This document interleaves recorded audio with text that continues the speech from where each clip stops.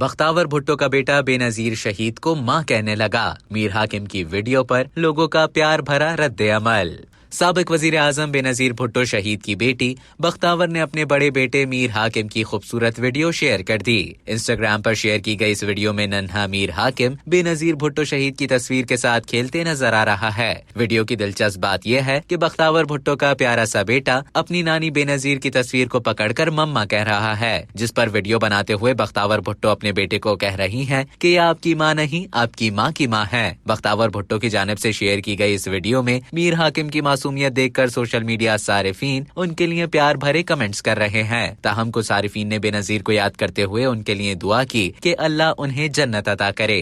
अब तक के लिए इतना ही। मजीद खबरों और न्यूज अपडेट्स के लिए डेली जंग के YouTube चैनल को सब्सक्राइब करें और Facebook के पेज को लाइक करना ना भूलें।